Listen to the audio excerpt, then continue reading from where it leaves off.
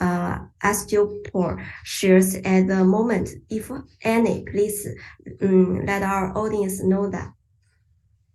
Yeah, Richlink Fund is actually one of the investors in ActivePort. So the opinions in this section are only for reference, not as the investment advice.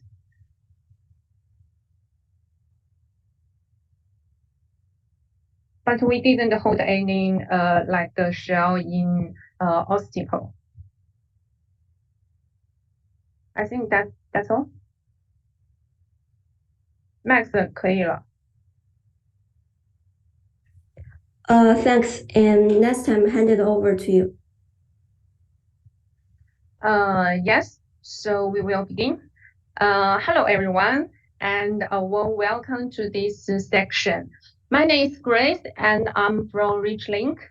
I'm very excited to introduce to our two companies who are going to share their insights, valuable insights on business and technology section. Firstly, I'd like to introduce our first presenter, Karim, who is the CEO of ActivePort. Let's give a warm welcome to Karim, and I will hand over to him to begin his presentation. Grace, thank you very much indeed. Good morning, good evening, or good afternoon to whoever has joined, for I understand all over the world. Yes, my name is Karim Nejaim. I am the CEO and MD of ActivePort Group. I've been with ActivePort Group for almost 3 years now, and we IPO'd 18 months ago. However, the history of the company goes back 6 or 7 years now. Our founder, Mark Middleton, our CTO, had a strong wish in technology, and that was to make it as simple as possible to use all of this complex technology that we are surrounded by. So what we have in ActivePort is a set of software to help people connect across a city, connect across the country, or connect across the world. We also have orchestration software, which is software that helps all of this complicated technology work end to end. And hence we're having a lot of success in enterprise, but particularly telecommunication services around the world. And some of our biggest customers are telecommunications customers. I will go through some of that in the presentation today, but very briefly on me. I was with Optus and Singtel up until 2016, where I was a group vice president working between Australia and Singapore.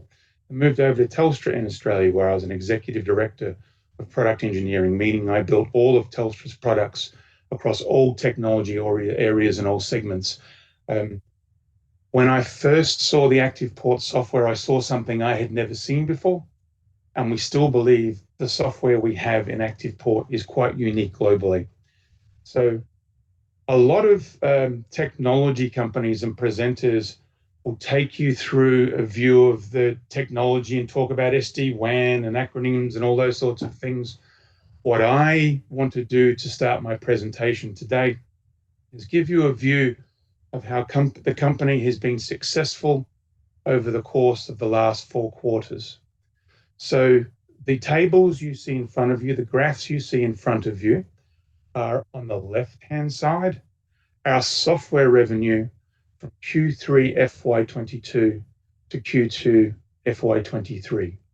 And you'll see we've had excellent growth of over 100% heading out of last year into this year. But we have started to see tremendous success with our software during Q2. What a lot of people want to ask me about our software into Q3 is, will that trend continue? As I'll explain during the time we have a lot of large customers coming to us, and some of our revenues are spiky. And so we will have good revenue heading into Q3 and Q4. It'll take a little while for our revenues to settle.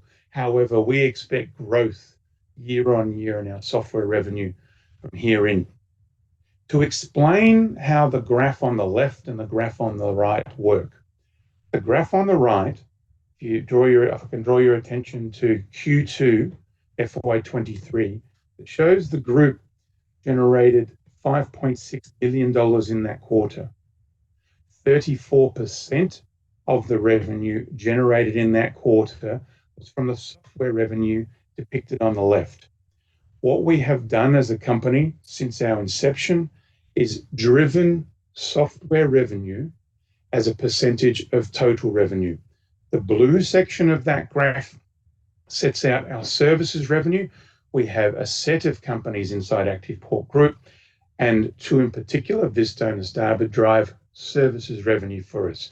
But as you can see at the bottom of the graph on the right, our revenue has been increasing in software, and software as a percentage of total revenue is increasing, and we aim to get that above 50% of total revenue over the course of the next year. We are a global company.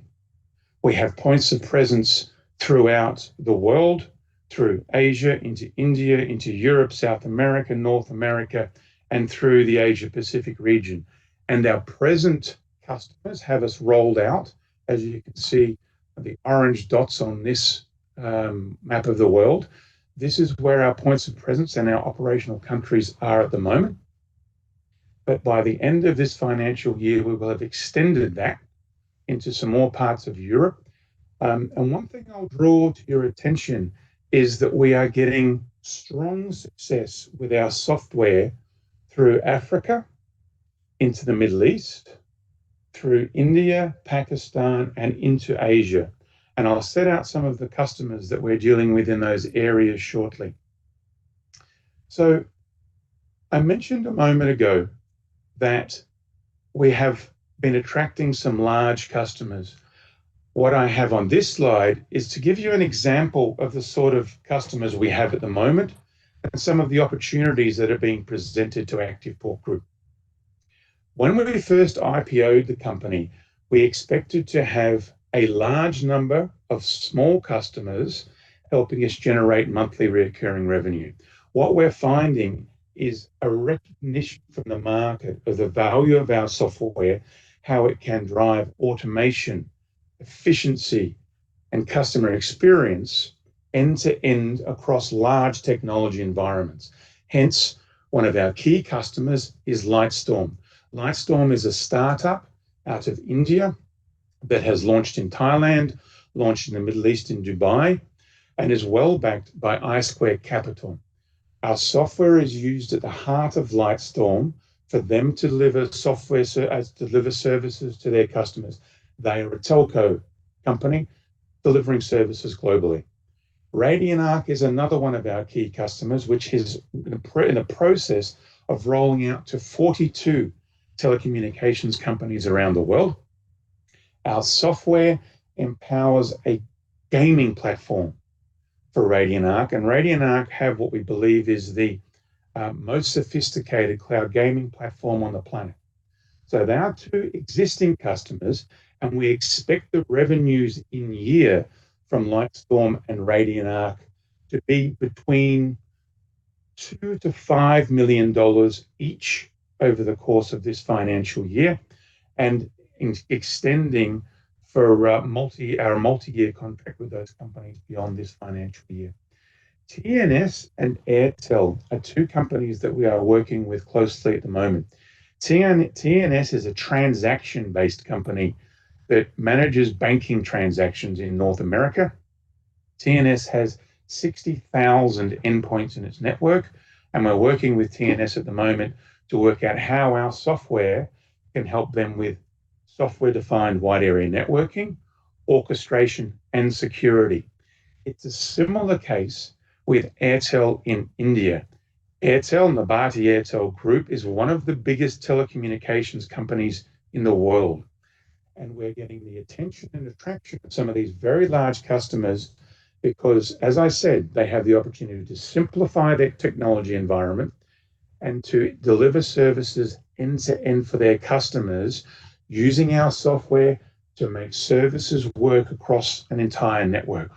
So where we started was as a group of telecommunications executives, software developers who just want to make the technology environment as simple as possible. Our goal was to get networking technology, software solutions end-to-end, vendor agnostic, working for our customers all around the world. And our software enhances productivity, lowers operational costs, and can help create new revenue streams using our software-defined wide area networking software. As you saw at the start of the presentation, we've seen well over 100% growth in our revenue, Q1 to Q2 in this financial year, and we believe that will continue through the next quarters and over the next financial years. And very simply, big companies, big banks, big telecommunications organizations have a very large number of technology providers. In the slide, you can see Azure from Microsoft, Cisco, AWS, Juniper, Nokia. In a technology environment, Cisco stuff, Cisco gear talks to Cisco, Juniper talks to Juniper, Nokia talks to Nokia. And you need lots of engineers to manage them separately. Our software cuts through that and provides the opportunity to manage all of that technology from one single screen, one single source of truth. And so what we have is software-defined wide area networking software. And this is a really key part for our business. In telecommunications and networking globally, there are really only two areas showing growth in enterprise connectivity. They are SD-WAN at 76% growth per annum and cloud connectivity at 22% growth. And we're operating in the SD-WAN market, which is expected to grow to approximately $30 billion by 2026, as set out by Gartner. Orchestration is a growing industry globally, but as I set out, it is one of the key areas for us because our customers are discovering that they can simplify end-to-end, manage all of their technology from one place. And one of the ways that's been built by RadianArc, our customer, is to supply cloud gaming globally using our software, because our software can help customers connect, carriers connect, gaming providers connect, and be managed all inside a telecommunications network. And as I said, our RadianArc customer has 42 telecommunications companies signed up now. So we're seeing global success in our software.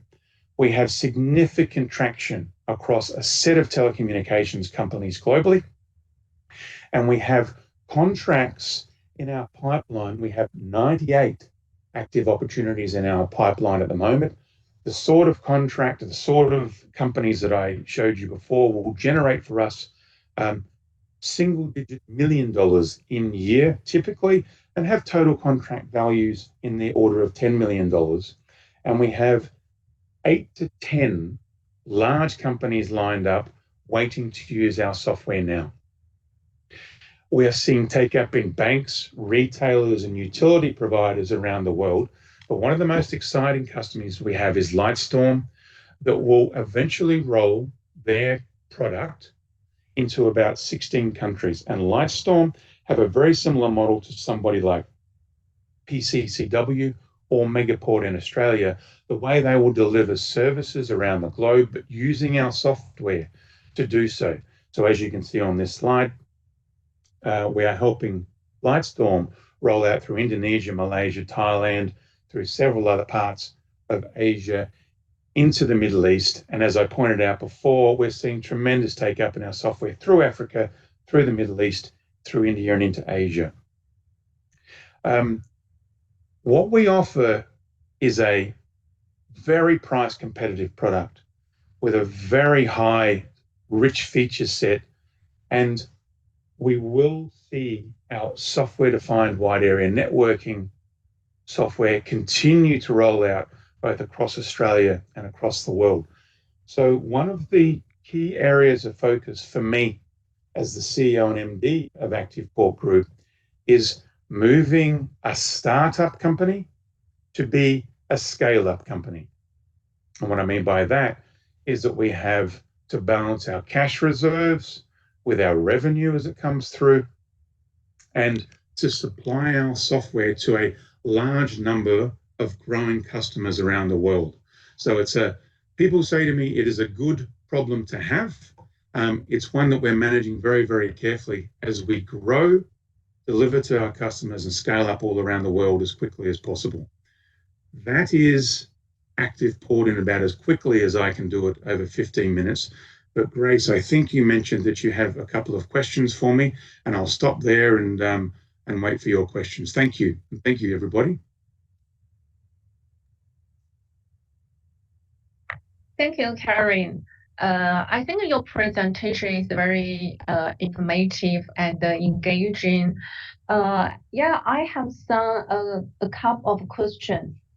I think most of the audience are very interested about your company's share price, maybe a bit fallen down. So do you have any comments about this? Yes.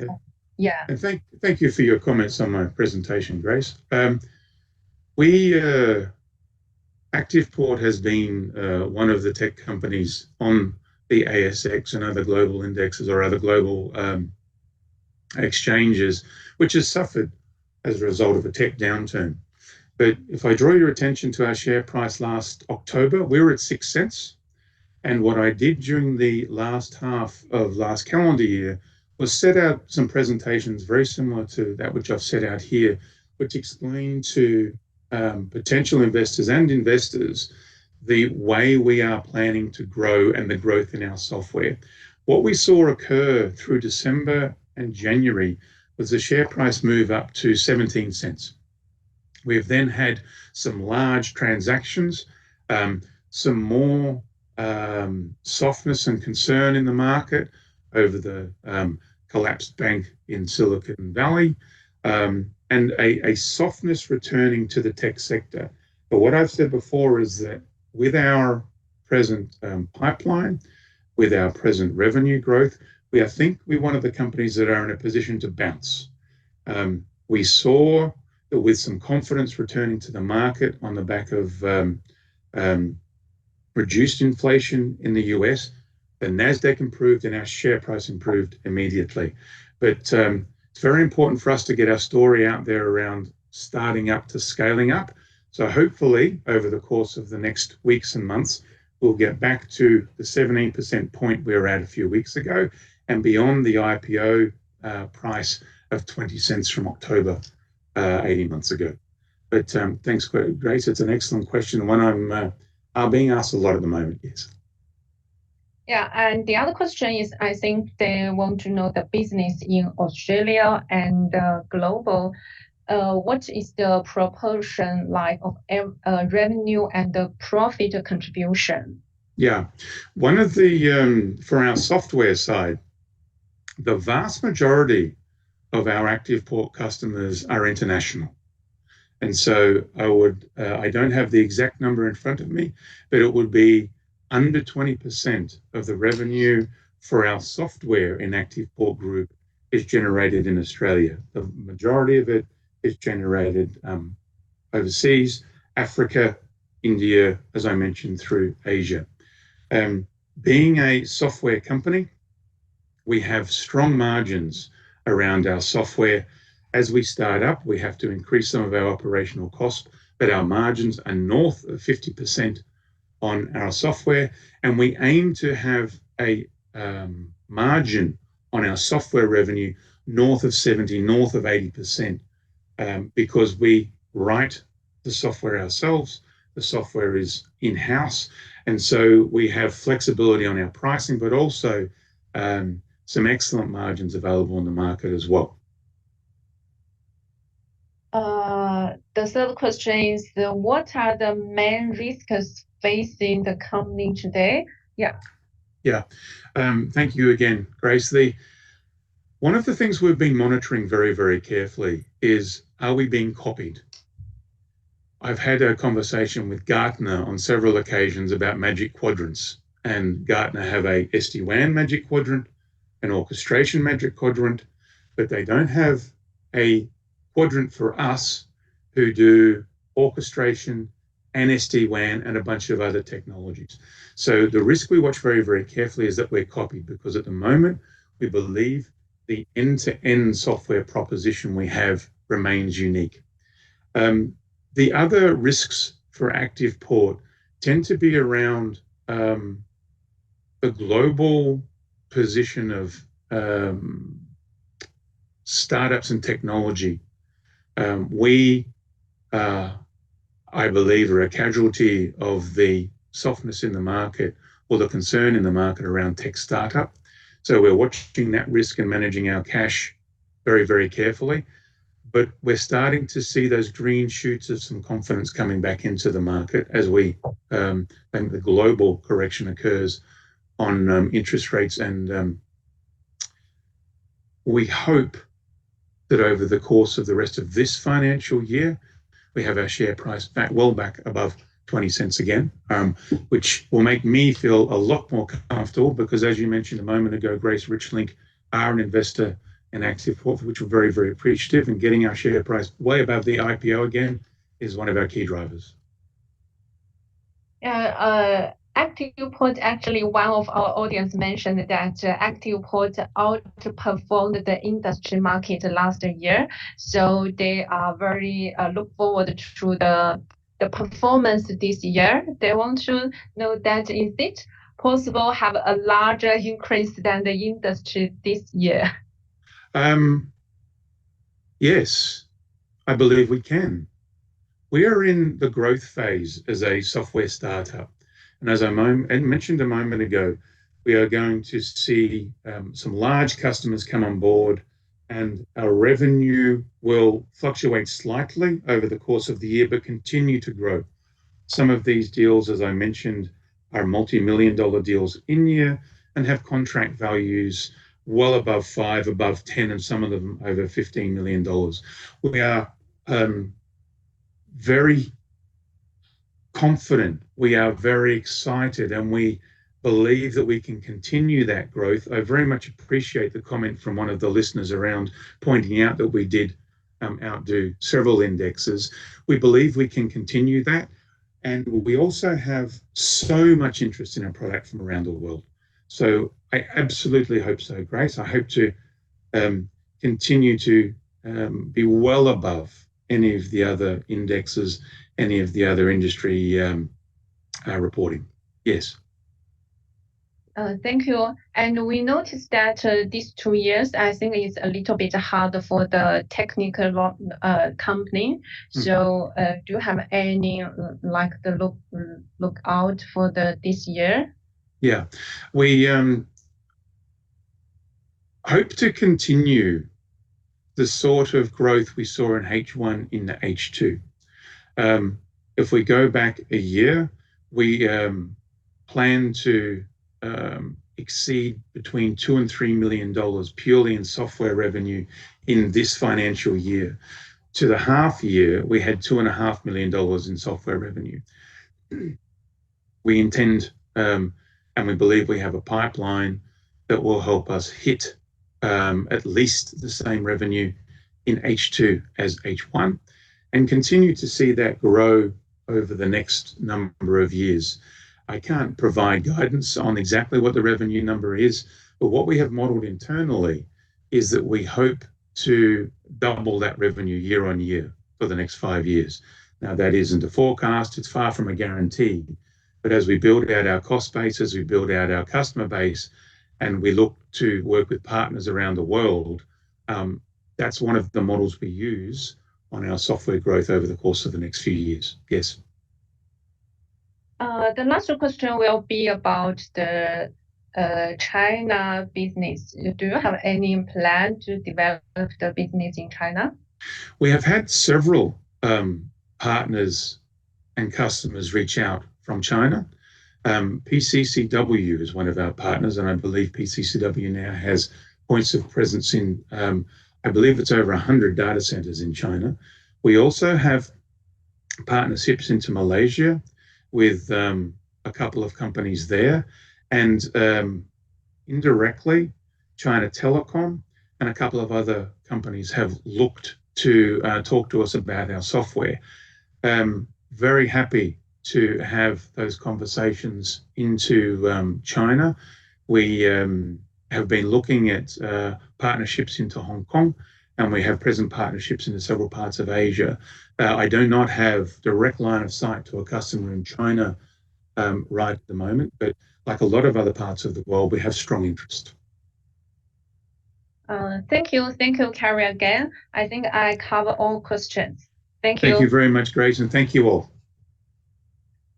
Now let's introduce another company from Osteopore. The second presenter will be Mark, Executive Chairman from Osteopore. So let's welcome. Mark, hand over to you. Good day, everybody. Thanks for joining this presentation. I want to salute your investor savviness for looking at new opportunities. I actually think that if you can find the right companies to invest in this period, I think you'll be well served in finding potential great returns. Right, so you are brave and smart investors, and I salute you. My name is Mark. I'm the Executive Chairman of Osteopore. We are a Singapore and Australian-based company. We have listed on ASX about 3 years ago. What we do is we harness the body's own natural regeneration abilities to help the body regrow bone and tissue, right? We are the first company in the world to successfully develop 3D printed bioresorbable implants for surgeries, which reduce infections, complications, compared to permanent implants like metals, plastics, and bone grafts. Our implants are unique. Let me explain a bit about our technology on a very high level. When I use layman's language, we 3D print implants, right? We use a special material, a safe special material that dissolves over time in your body.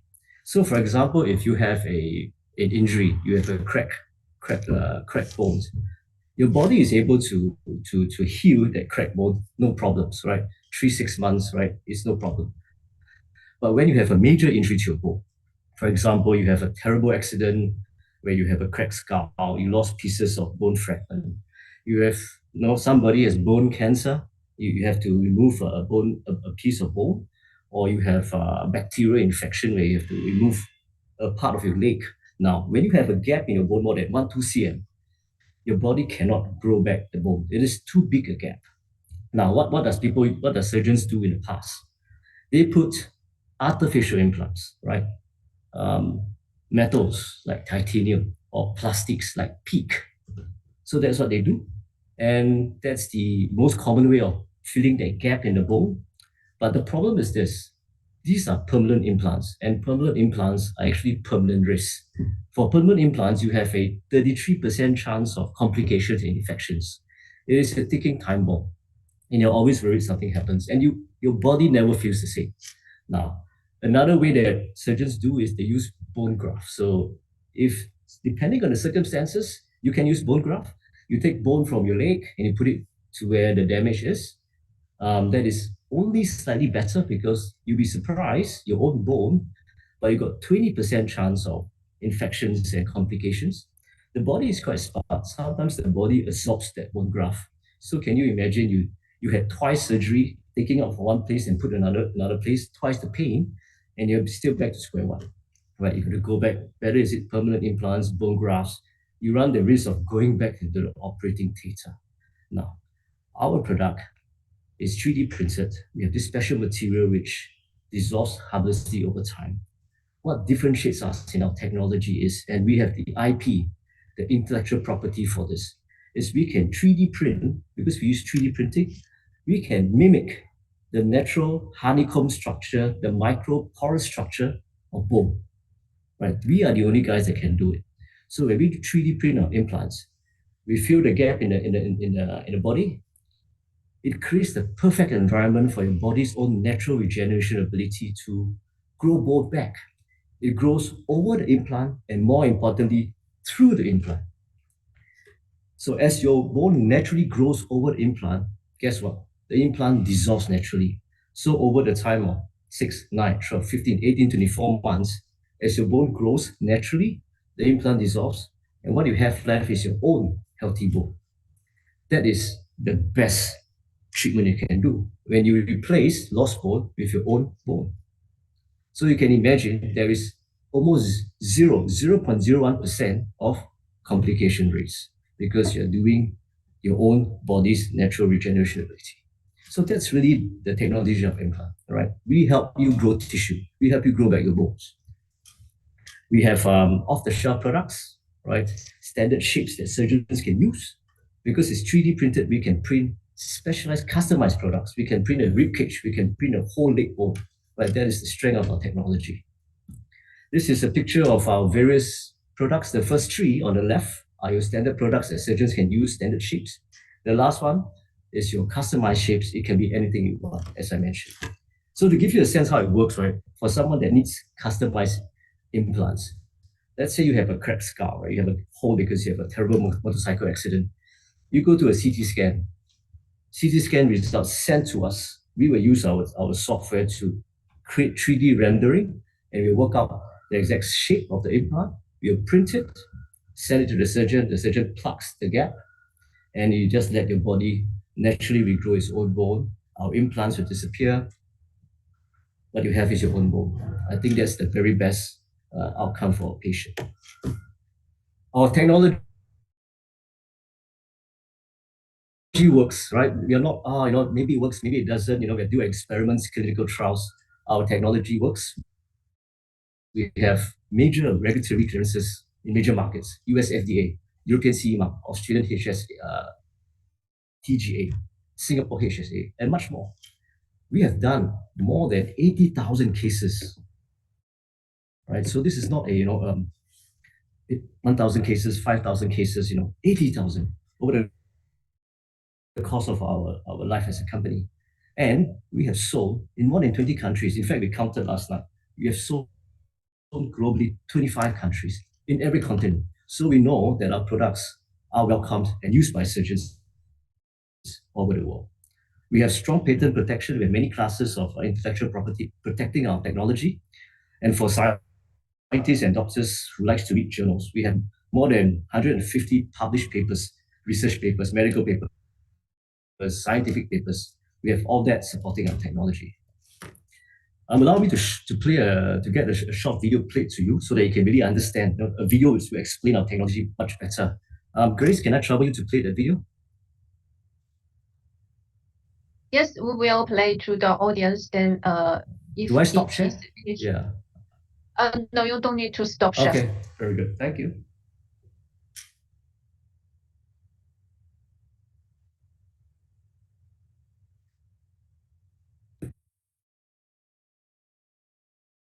First patient to undergo the procedure after contracting a bacterial infection in his leg. It's eaten through the entire bone pretty much. We're going to have to probably amputate it. And then they said there is an option, the people at PA are doing something that are experimental. Now, nearly 4 years on, his tibia in his leg has regrown.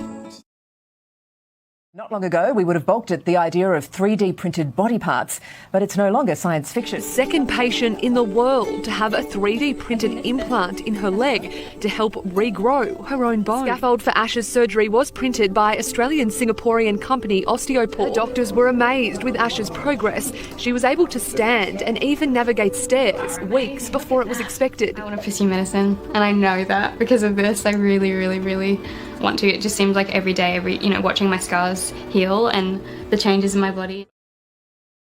The 28-year-old from Cannon Hill has 20% vision, one leg, a crushed skull. He still thinks he's lucky despite the accident in Vietnam, which should have killed him. Brodie was the first person in the world to have an Osteopore implant, which dissolved when his skull regrew. Being the guinea pig for it has definitely paid off very well. Brodie wants to represent Australia. Shoot for the stars. Or higher. When John Manwaring lost a jawbone to cancer 2 years ago, he never expected to become part of a world-first medical marvel. The 58-year-old originally had the jawbone rebuilt with bone from his leg, but that disintegrated under further cancer treatment. It's now coming up to nearly a year since he received a second implant 3D printed by Singapore-based company Osteopore. John, who's been flying into Brisbane for treatment from his home in Rockhampton, says the procedure has made a huge difference to his life. I can now walk in the shops without anyone staring at me. Doctors from the Singapore General Hospital, or SGH, have pioneered a new way to treat chest deformities by using 3D printed implants. This is the first time in Singapore a 3D printed implant was used to treat pectus excavatum, as a condition commonly known as sunken chest. The surgery has definitely improved my confidence and made me feel like day-to-day life is a bit better.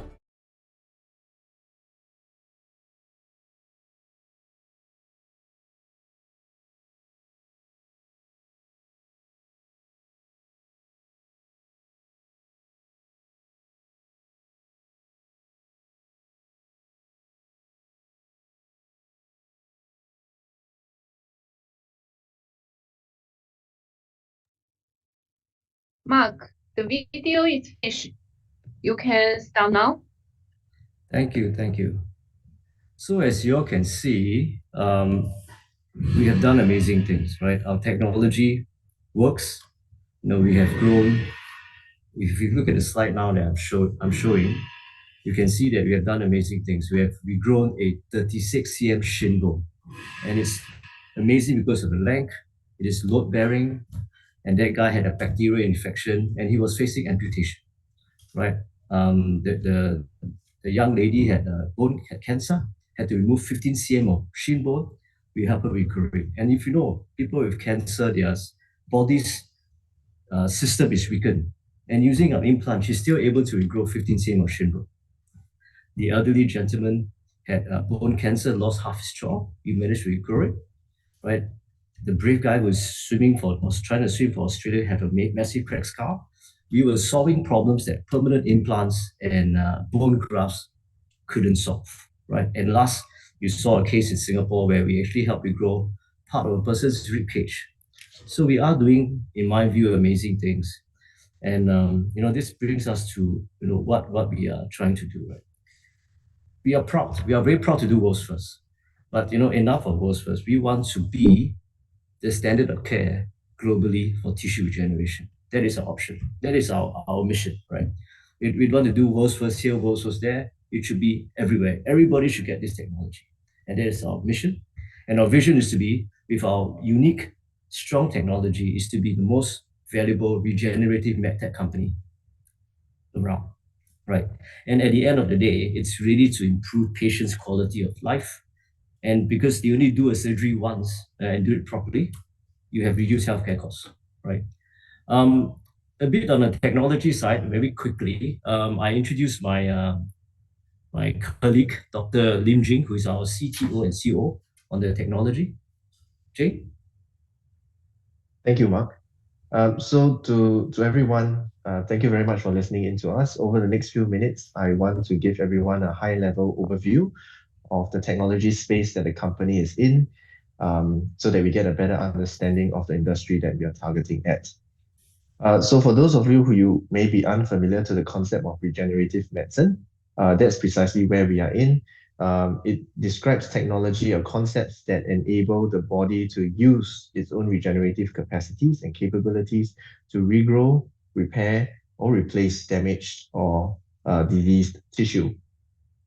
In order to accurately and correctly implement regenerative technologies and treatment methods, we would need to incorporate the relevant factors, including scaffold technology like what you have seen, as Mark has presented earlier, in order to effect the extent of tissue regeneration in patients. Next, please. So the incumbent technologies are fraught with some level of complication rates, as Mark has alluded to earlier. So for permanent implants such as non-absorbable plastics and titanium, the complication rate is up to 33%. For bone grafts, which are in some way considered the gold standard, they have a complication rate of up to 19%. We deliver superior patient outcomes. We have been following up on our patients as we commercialize the technology, and at this point, we have published a complication rate of only 0.01%. In comparison, hospital-acquired infections range between 2 to 9%. So given this huge advantage in our technology, we have strong belief that our technology is able to develop much superior patient outcomes for the healthcare ecosystem. Next, please. Some of the questions surrounding the technology are usually about where and how we place ourselves in the grand scheme of things as compared to other bigger players such as J&J Synthes, Medtronic, Zimmer, and other KLS Martin players. So for us, how we envision our competitive advantage is in two ways. First, if we look at the porous structure, the microstructure of the device, and secondly, if we look at the comparison between the use of permanent materials or temporary materials. When we do this comparison on a chart, we find that Osteopore is in a space of its own. We combine the most unique features of 3D printing, what it can give to us, that microporous architecture, in combination with bioresorbable materials to improve patient outcomes and healing outcomes. At this point, there are no other FDA or CE mark products that are similar to what we have on the market. Next, please. As we continue to commercialize our product and technology, we look to improve our footprint across the globe. Some of the initiatives include Design Center of Excellence, where we would look to co-localize high-value design workflow within the vicinity and ecosystem of key university and hospital systems so as to increase touch points with our key clinicians. This enables us to have a much deeper network into the hospital ecosystem and engage more deeply with our users. Other initiatives include the automation and Industry 4.0 initiatives. It may have been alluded to you earlier, but we have consistently achieved 70% margins, and we look to continue to improve that margin advantage as we continue to commercialize our technology. Next, please.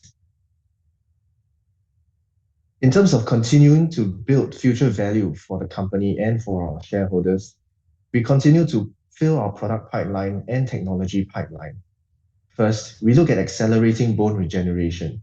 As part of our initiative to become the world's most valuable regenerative medtech company in the world, we look to add additives into our scaffold platform and technology platform in order to accelerate bone regeneration.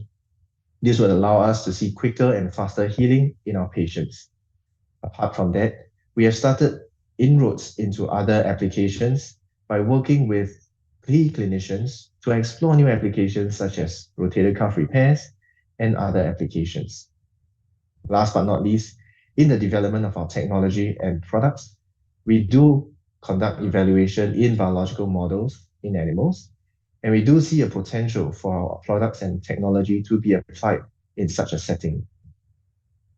At this time, I would like to pass the time back to Mark to continue on with our presentation. Thank you. Thanks, James.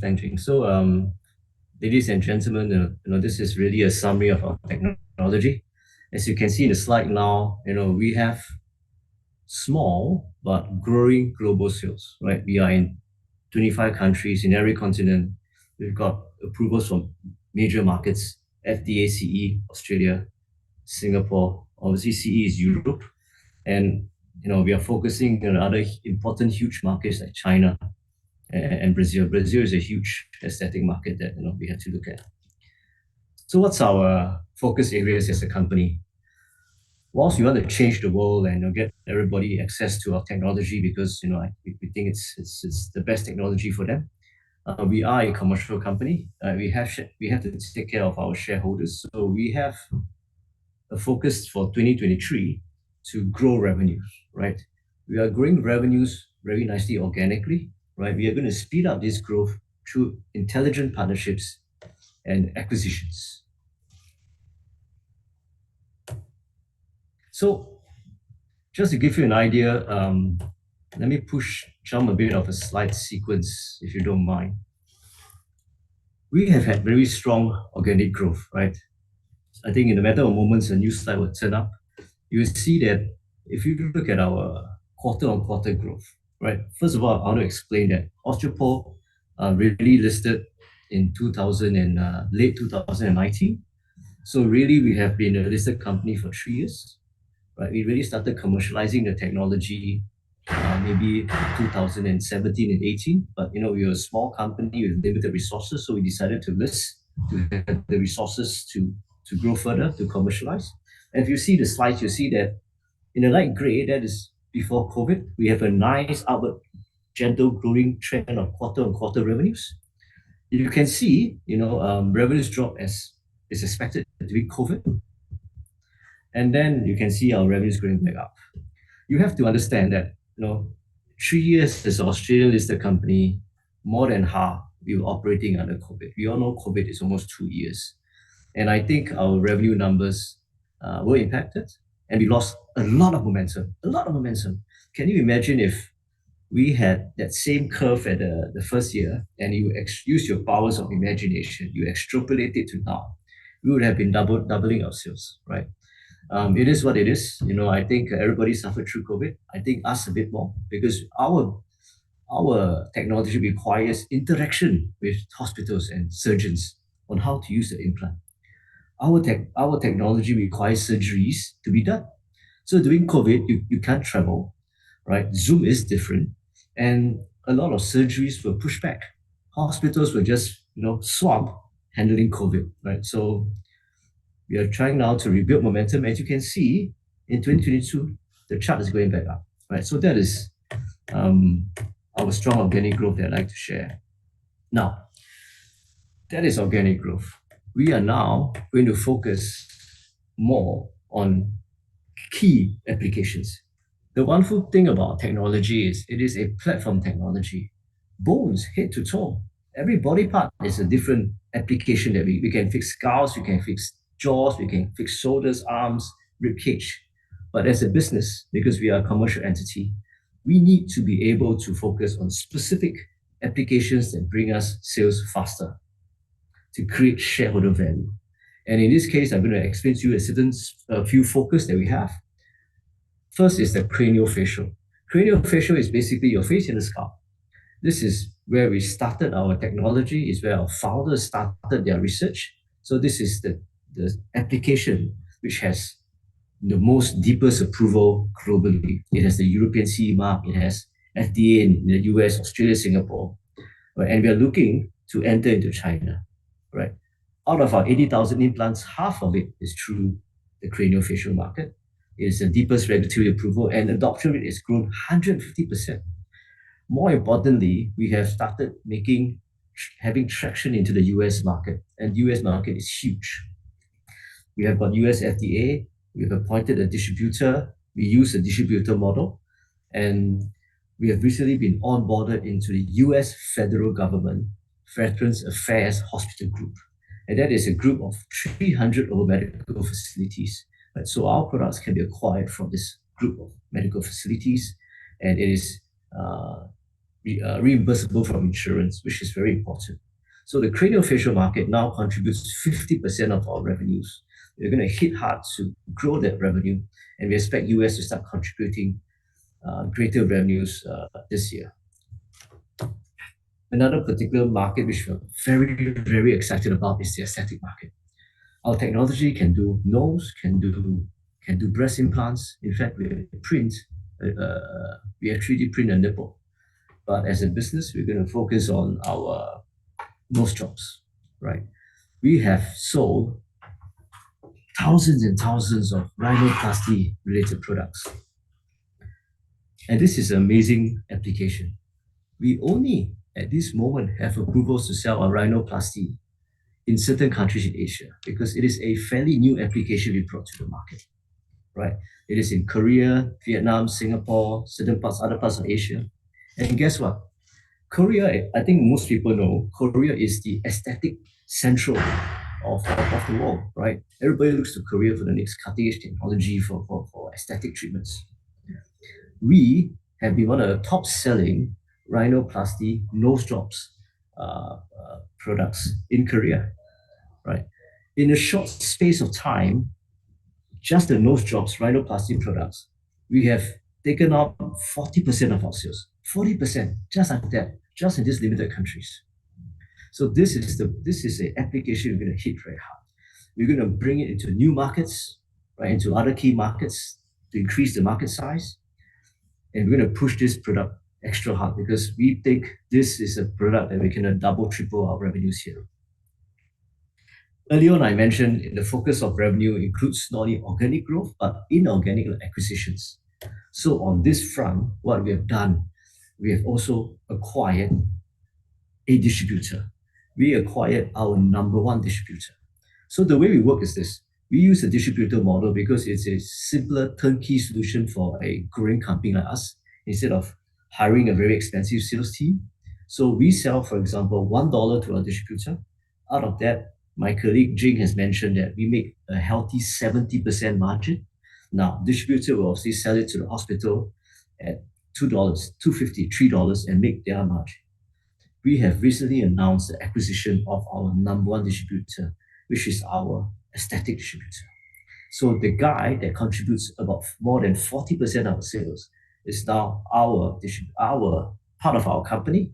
So you can imagine, we now enjoy, instead of $1, we now enjoy $2 to $3 just on the same sales volume. So this is a strategic acquisition. It's our first acquisition. This allows us to increase our revenues. It allows us to improve our earnings. It is a revenue and earnings accretive acquisition. We buy the sales teams, we take over the distribution networks, we take over the contacts, and more importantly, now we have a very strong group of people who knows how to sell aesthetic products. I can't explain how excited we are in this development because now, with our established cranial sales growing and hitting US, we have this exciting new growth pillar, which is aesthetics. The next product that we are really excited about is our dental product. We have dental-related implant products. This is a huge volume product that we are specifically aiming for, right? We have to be smart.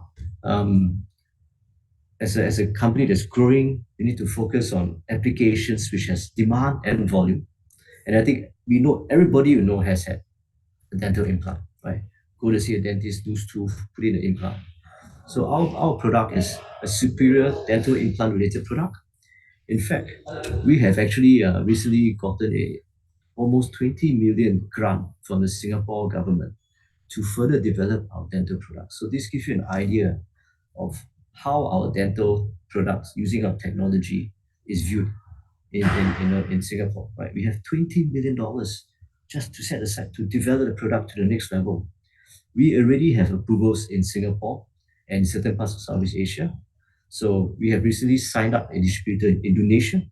Indonesia is important because it's the world's third most populous country, and that should give us initial volumes in the dental product. So this is our next growth engine that will push us to even greater heights in sales. I mean, we are a Singapore-based company, so we are always very conservative and honest. We expect the dental sales to start coming in sometime this year, but really the boost should come in 2024, right? These things take time, but we are laying all the foundations to ensure that we'll get very strong revenues in the next few years. Now, this is a quick snapshot of what we have achieved in the last 12 to 18 months. We are a December year-end company. So last year, we announced 1.7 million revenues. We're not happy about it, but it is our highest revenue in our short 3 years as a listed company, operating primarily during COVID. So we have increased revenues by 50%. Even during that period, we signed new distributor agreements in Malaysia, Australia, US, New Zealand, achieved new sales in countries like South Africa, Spain, Colombia, and importantly, the US.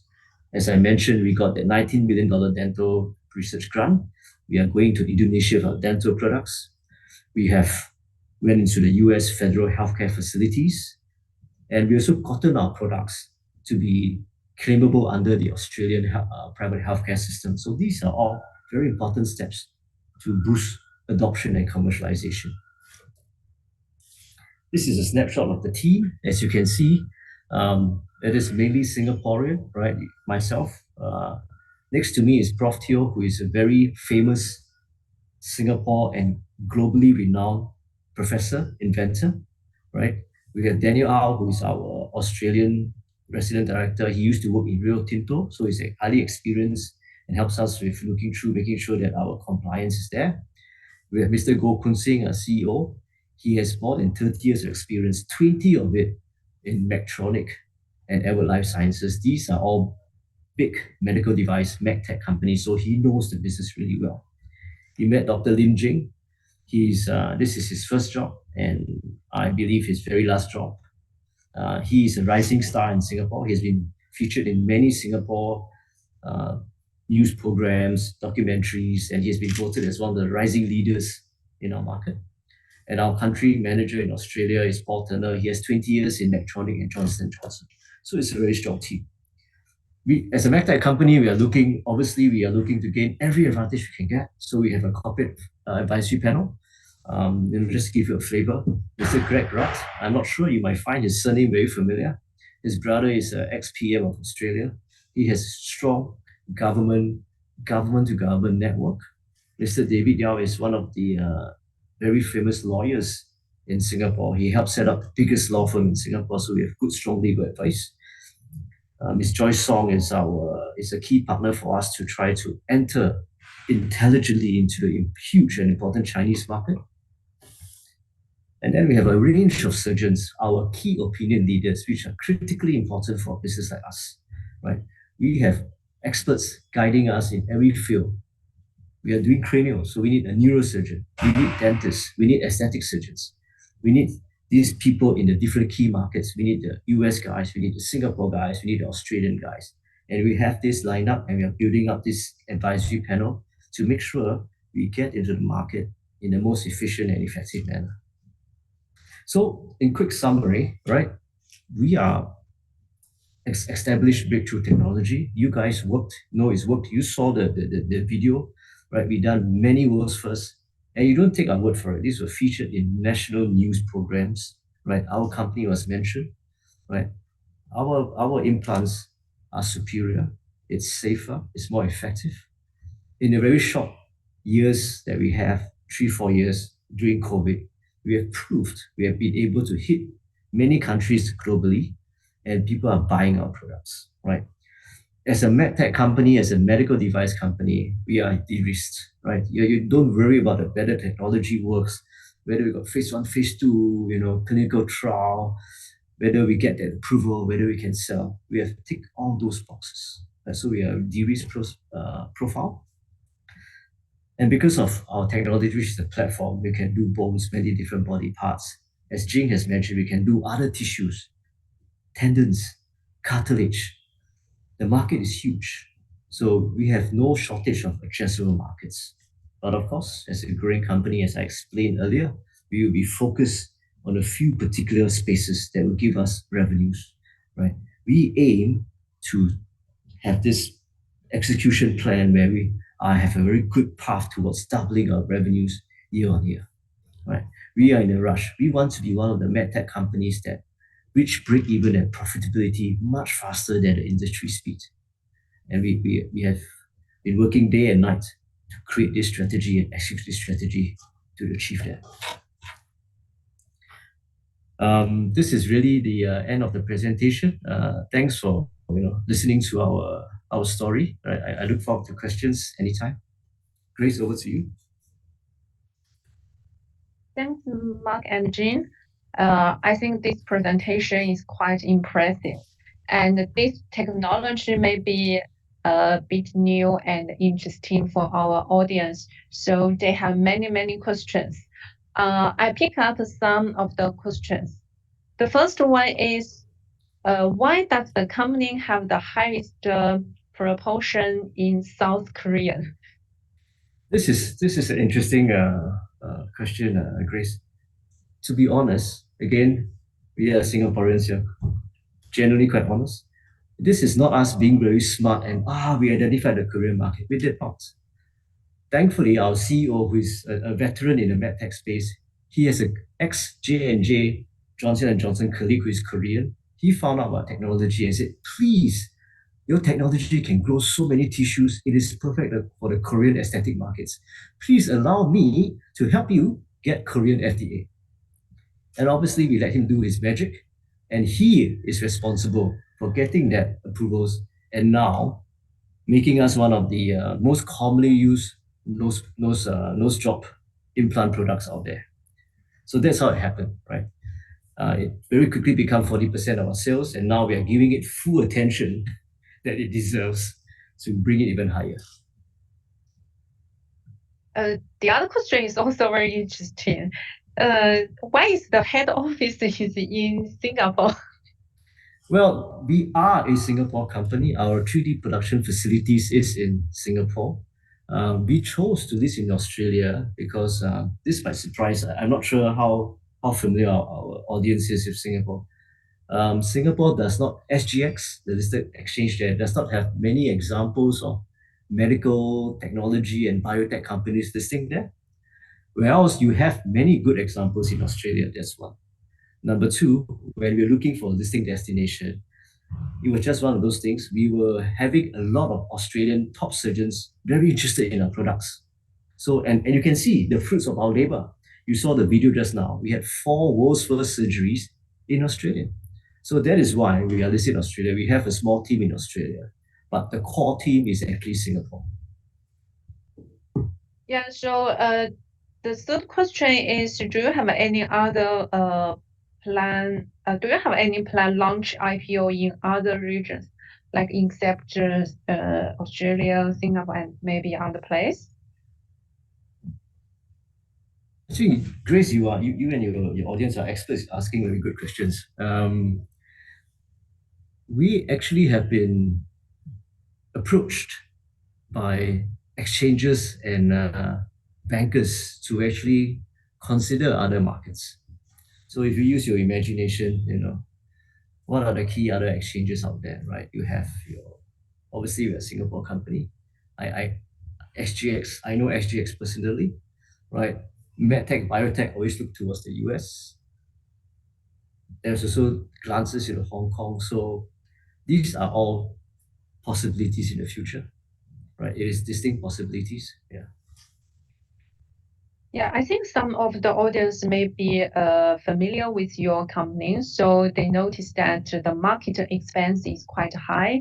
It seems that it will continue increase. They want to know what's the cash flow source. Where is the cash flow come from? Well, Grace, that is the balancing act that we as a company have to handle regularly. If we don't think about the future growth so much, we just quieten down the other developments. We just focus on, let's say, the craniofacial market. I think we're getting break even and maybe even a profit much faster. But because our technology can do so much, and we know that if, for example, the aesthetics, the dental markets are huge markets for us and that we can enter and get good revenues. We have to spend money. We are a med device. It is a regulated activity. We have to submit clinical data, not clinical trials, just clinical data. We got to go to US FDA, we got to submit stuff to European CE mark. All these take some money and time. So expenses will need to be there to build the market for our future expansion, right? It is a necessary evil for the future of the company. But I want to assure the audience that we are not spending money frivolously. We are being conservative. We spend what we need to spend, but all this builds our barriers to entry, builds our economic moat to bring us more regulatory approvals, better data, so that we can, have a launch pad for greater sales and adoption in the coming years. Yes, follow-up question is also sorry. Please, yeah. The follow-up question is also about like this question is what's your more focus on the sales strategy or the product technology? The short term now is actually to get focus on sales. The technology is already there. It works. The expenses you see are actually putting that product into the other new markets. For example, imagine if we get approvals for our nose jobs in China, in the US, right? So these are expenses for that. So by doing that, we then have the ability to open the sales channel. So if you ask me, we are focused on sales. But we are quite past R&D, and even the R&D we do, for example, the dental, we got a $19 million grant that takes care of the bulk of the costs. Right? So we are focusing on sales. The next one will be, who is the main competitor company? And are you worried about being replaced by other medical technology company? We are in a space that we are unique. I think in Jing's earlier slides, he explained how our implants categorize. You have your permanent implants, which is your metal and plastics. We are not. We are bioresorbable, which means we dissolved. And then in that category, do you mimic the tissue on a microscopic level that you're trying to regenerate? We are the only one that do it, right? So in that space, if you tell us we are unique, but if you're talking about the implant market, then you're talking about the other permanent implants and things like that, then our competitors are your big boys, right? Your Strikers, your Medtronic, your maybe J&J. However, their implants business is probably 1 out of 1,000 different business lines, right? So our product is quite standalone in that sense. We think we have an edge because we have been also obviously improving our product lines, Gen 1, Gen 2, Gen 3. So this is not an easy industry, Grace, to jump into, right? Regulatory approvals, this, that. We have created that moat and barriers to entry. I will not discount that somebody somewhere, some genius has created something new. Even if that happens, it will take a long time for them to even come to us, right? So I think that is obviously a risk, but it's not a big risk as far as we are concerned at this moment. Yeah, I think the last question is also about the China market. Do you have any specific plan, like expanding the business in China? Yes, we are already gotten approvals in the US and Europe. So the next logical step has to be China, and that is our focus as well. We appointed our first distributor in China, I think sometime late last year. We are looking into talking to many different strong, good Chinese partners. This occupies quite a lot of time. China is going to be a very important market. And yes, the short answer is yes, we are focusing. We have had a lot of inquiries for our nose, our dental, our long bone products. So we are pretty excited what China can bring. Okay, thank you, Mark and Jing. I think I cover all questions. Thank you very much. And thank you everyone joining this section. We will see you next time. Thank you. Thank you.